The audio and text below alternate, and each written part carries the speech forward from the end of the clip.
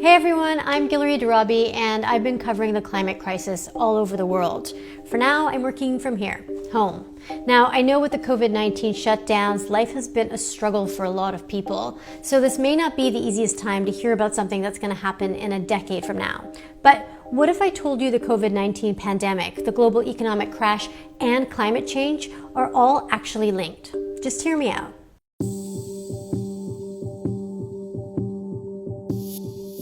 Ever since COVID-19 forced the world into lockdown, images like these have been widely shared. Notoriously polluted cities have turned into virtual ghost towns. I've been hunkered down in Los Angeles, where we just saw the cleanest air of any major city in the world. Over the past few months, all kinds of emissions have been plummeting. In China, the world's biggest source of greenhouse gases, CO2 emissions were down by at least 25%, just a few weeks into their lockdown. In Italy, there was a drastic drop in nitrogen dioxide concentrations, only days into their lockdown.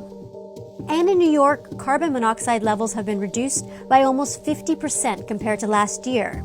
Depending on how long these shutdowns last, some scientists are predicting we could see the biggest drop in carbon dioxide emissions since World War II. The pandemic seems to be giving the planet a break from some of our most destructive industries and lifestyles. COVID-19 has taught us a lot about what we could possibly have for air quality if we decided we wanted to push for that. The air quality in New York City is probably the cleanest I've ever seen. There's a pretty big relationship between those who are living in areas with really bad air quality, where they have a lot more, respiratory problems to begin with, and that has had a bigger impact. So it is amazing how much of a difference having good air quality means on the amount you end up spending on healthcare.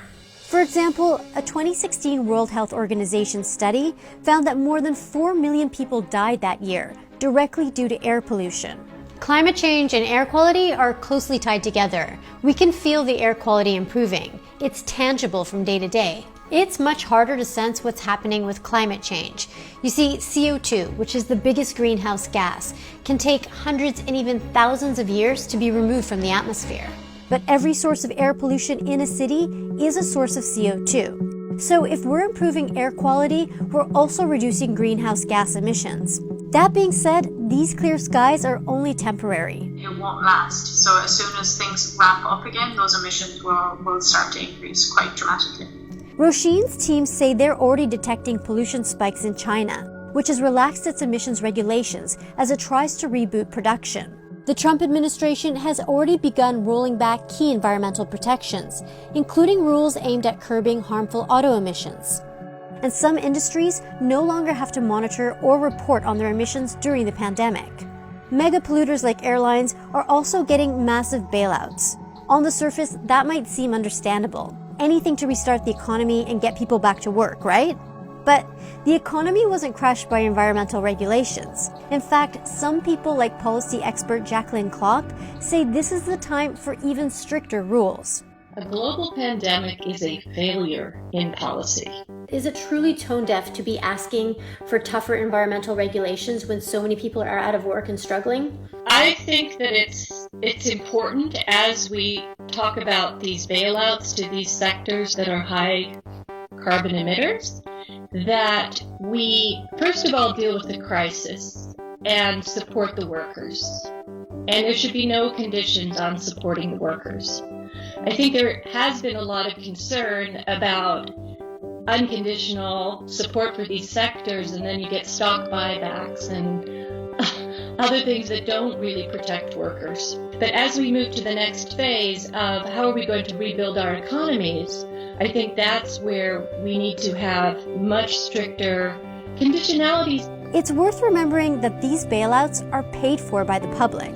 And experts say taxpayers have a right to demand reduced carbon emissions in exchange for saving these industries. And avoiding future climate and health disasters could also save the public a lot of money in the long term. Climate change is a threat multiplier. So as the climate changes and conditions change, we get different spreads of disease. The COVID-19 pandemic has shown us how poorly prepared we are on many levels. A microscopic virus has crashed the global economy, which is why so many people are losing their jobs. It's made clear to us the shortcomings of our health systems, which are now stretched and overloaded. It has shown us how much our reliance on fossil fuels is polluting our planet and destroying our lungs. But just as the problems are linked, potential solutions can be too. Building a green economy could potentially create millions of jobs, while also improving our health and reducing climate change. How do you build a prosperous and low-carbon America during a downturn? America is not a poor country. And we can decide to then put a chunk of that money into green infrastructure. So upgrading our grid, investing in transit, for example, investing in improving our buildings and training programs so that we have the labor we need to really do that. And that would put us on a competitive footing for the 21st century. Building green infrastructure on a massive scale, like what Jacqueline's talking about, could be a way to bring a lot of people back into the workforce while building a healthier, cleaner planet. But in order for it to have lasting impact, many people want to see it coupled with a social safety net. That means paid leave, health care, support for parents and the elderly, and more. COVID-19 has made it apparent that environmental policy and public health need to be seen as part of the same ecosystem.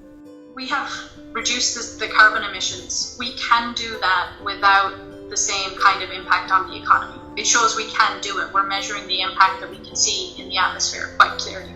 So how are we going to bring that into everything else that we're doing going forward? People can act collectively and make huge sacrifices to save others. This pandemic has made that clear.